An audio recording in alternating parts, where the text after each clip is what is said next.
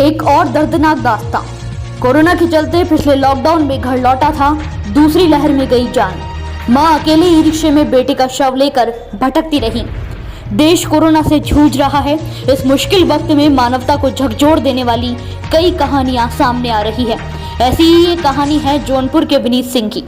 ई रिक्शे में विनीत के शव को संभाल रही उनकी मां की तस्वीर सोशल मीडिया पर वायरल हो चुकी है। इस मर्म को आप भी समझिए कि आखिरी क्या हुआ था विनीत के साथ। विनीत पिछले साल तक मुंबई में ही प्राइवेट नौकरी करता था। पिछले लॉकडाउन में यानी कि मई 2020 को वो अपने गांव वापस आ गया था, लेकिन इस बार मौत ने उसने अपने आगोश में समेट लिया। उसे इलाज नहीं मिल सका और सोमवार को उसने आखिरी सांस ली। विनीत के साथ क्या हुआ यह उसके बड़े भाई धर्मेंद्र ने मुंबई से फोन पर बताया। वो कहते हैं कि हम जौनपुर के मरियाओं में शीतलगंज के रहने वाले हैं। परिवार में बुजुर्ग माँ चंद्रकला भी है। हम 4 भाई थे। दूसरे भाई का संदीप था, उसकी 2 साल पहले बीमारी में मौत हो चुकी है।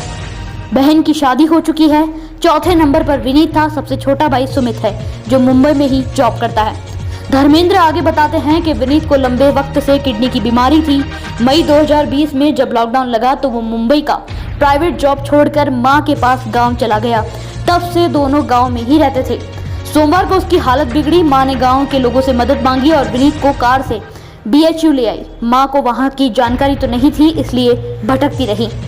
BHU में विनीत को भर्ती नहीं किया गया। थक हार कर मां उसे ई रिक्शे से ककरमता के किसी अस्पताल में पहुंची। वहां भी इलाज नहीं मिला। इसी दौरान भाई ने रिक्शा में ही दम तोड़ दिया। मधुआई के रहने वाले सचिन चौधरी ने फोन पर मुझे इसकी जानकारी दी। आगे की कहानी सचिन बताते हैं। उनके मुताबिक मैंने देखा कि एक बुजुर्ग महिला ई रिक्शे में बैठी है, बैग में कुछ खोज रही है। उस महिला के पैरों के पास एक लड़के का शव रखा था। मैंने उनसे बातचीत की तो उन्होंने कहा कि वह परिजनों को फोन लगाने की कोशिश कर रही है, लेकिन लग नहीं रहा। मैंने उनके कहने पर कुछ लोगों को फोन लगाया, लेकिन उन परिजनों ने फोन ही काट दिया। आखिरकार मैंने मुंबई में धर्मेंद्र को फोन लगाया। मां ने उनसे कहा कि विनीत अब नहीं रहा। फिर मैंने उनके गांव के कुछ और लोगों को फोन किया। कुछ घंटे बाद वो आए, विनीत का शव और उसकी मां को ले गए। सचिन कहते हैं कि रिक्शा वाला विनीत का शव और उसकी बुजुर्ग मां को लेकर घूमता रहा।